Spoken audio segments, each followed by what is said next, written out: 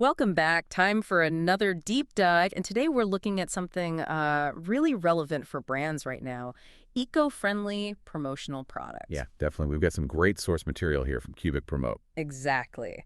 And our goal, as always, is to sift through it, pull out the key info, maybe some surprising bits, and the practical things you can use. Kind of a shortcut to getting up to speed on this. Precisely. Helping you understand what these products are, why they matter, and, how you can actually use them effectively. Let's jump in. Okay, so first off, the sources make it really clear that sustainability, it's not just a passing trend. It's a major shift. A fundamental shift, yeah. It's influencing how businesses, how they connect with people. Totally. And that connection piece is vital. The material says consumers are actively choosing brands based on their environmental stance. I saw that figure nearly 60% prefer environmentally responsible brands. That's huge. It really is. And it's more than just preference, right? It's about trust. Using these eco-friendly items, it helps build that trust. So it lets brands connect on a deeper level, beyond just the transaction. Exactly. It's about shared values. So handing out a branded pen isn't just advertising anymore. It's a signal. Right. It says, we want you to see our name, sure, but we also care about the planet. It's a dual message. Okay.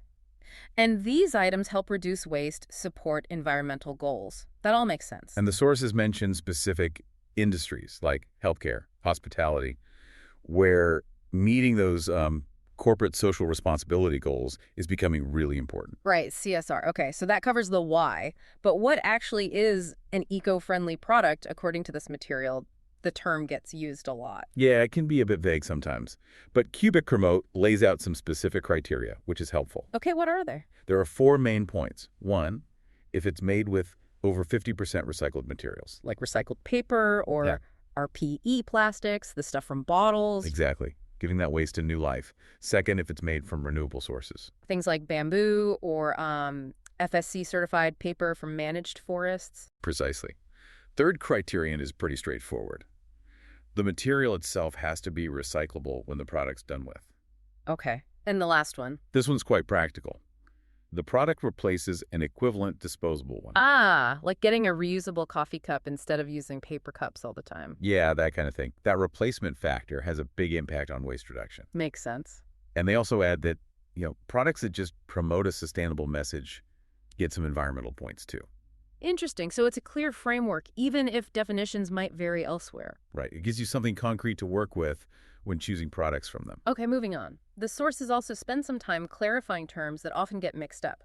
Biodegradable, compostable, upcycle, recycle, reuse. Yeah, that's super important for understanding the nuances.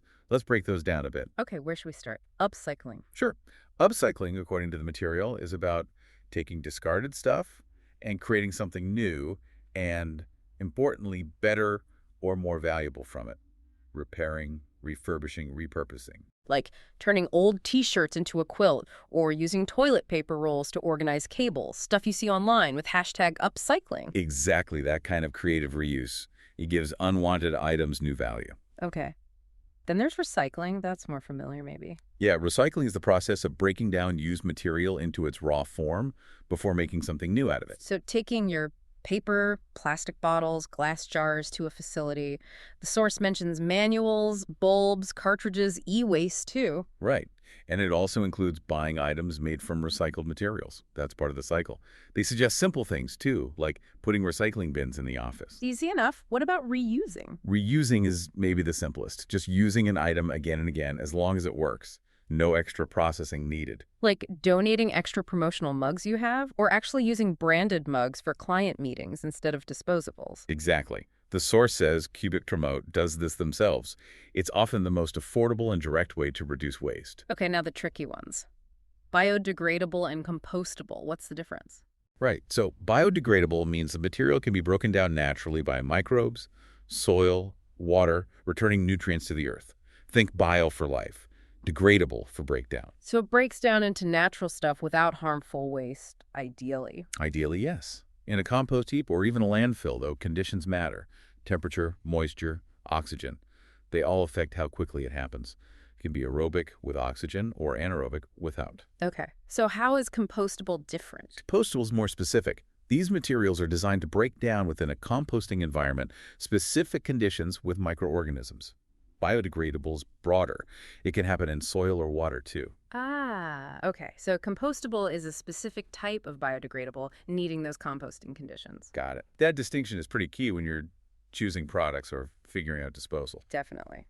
So knowing all that, what are some popular examples of these eco products the sources highlight? Well, there are the classics, like pens, but eco versions use recycled plastic, bamboo, or those biodegradable materials we just talked about. And reusable bottles, of course, you see them everywhere. Stainless steel, bamboo, glass. Super practical, they last ages, and your logo gets seen constantly. What else? Eco-friendly lanyards are mentioned, recycled fabric, natural fibers, great for events. Good point. And bags. Biodegradable bags, definitely. Things like jute, cotton, or non-woven materials. Yeah. They replace single-use plastic and get used over and over. The sources also mentioned bamboo notebooks, stainless steel straws, even plantable seed cards. That's cool. Yeah, the seed card idea is neat.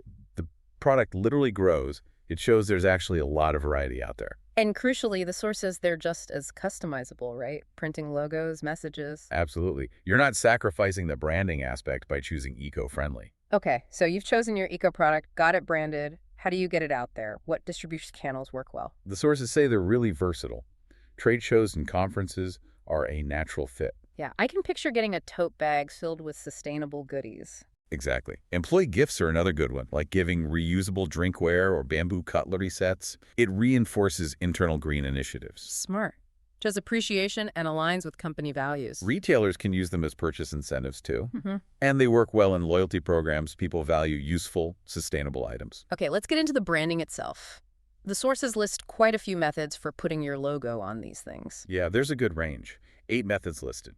First is ink printing pad or screen printing. Good for hard surfaces, fabrics, usually up to 4 spot colors. Then direct digital full color printing for more complex images. Right, that gives you vibrant, photo quality results, even gradients on various surfaces. What about something more? Permanent. Laser engraving is mentioned for that. It etches the design into metal or bamboo. Looks sharp. And for fabrics. Embroidery, using thread for a textured premium feel. Or sublimation printing, which fuses full-color art into the fabric. Great for edge-to-edge designs. There's also heat transfer, full color printing. Sounds similar. It also uses heat and pressure to apply complex designs onto fabric. Good for intricate logos. Okay, nearly there. What about non-ink methods? For leather or similar materials, there's debossing, which presses the design in, embossing, which raises it up. And foil stamping, adding that metallic shine. Gives a high-end look without ink. Exactly. And finally, digitally printed labels, custom adhesive labels for packaging or tricky surfaces. Good for smaller batches or quick turnaround. Wow, okay, so plenty of options. You definitely don't lose branding power by going green. Not at all. The technology is there. So let's zoom out again. For you, the listener, maybe a business owner or a marketer thinking about this, what's the big takeaway? What are the core benefits here, according to the source? It circles back to where we started, really. The main benefit is strengthening your brand image and authenticity. People trust brands that show they care about the environment. It's showing you're thinking about the future, not just the immediate sale. That really resonates, doesn't it? It does. And that builds long-term marketing value. People remember brands linked with sustainability. So that reusable bottle isn't just seen once, it's a daily reminder, fostering loyalty. Exactly. Increased brand awareness over time. It's not a fleeting impression. Plus, the actual positive impact, reducing waste, conserving resources. Right. That enhances your corporate reputation. It attracts those eco-conscious consumers, which can genuinely boost engagement and even sales. And it helps meet those CSR goals we talked about earlier. It all connects. Definitely. And practically speaking, the source mentions the benefit of bulk ordering.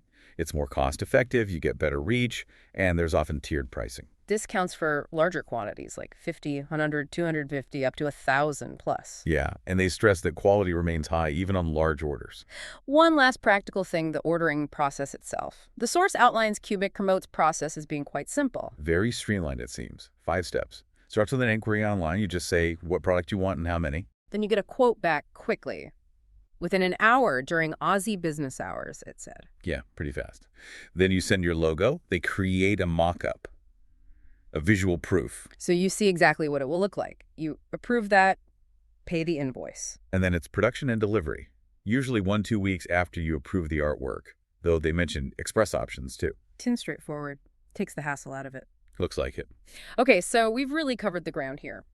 The rising importance of sustainability, what makes a product eco-friendly based on these criteria, cleared up terms like upcycling versus recycling, biodegradable versus compostable, Looked at popular product examples, the branding methods, how to distribute them. and underlined the real benefits for organizations, the trust, the long-term value, the positive impact. It really does seem like integrating these products is a smart, practical way for brands to show their values. Connect with customers, achieve marketing goals, and do some good. It's marketing that makes a difference. A strategic choice that delivers on multiple fronts: reputation, loyalty, impact. So for you listening, thinking about your own brand's promotional strategy, this information makes a compelling case. Choosing sustainable options isn't just a trend, it's a meaningful message. Yeah, it leaves us with a final thought to consider, maybe. Think about the huge volume of single-use promotional items given out every single day. What kind of collective impact could we make if more brands shifted just one type of item they use to a sustainable alternative? What small change could ripple outwards?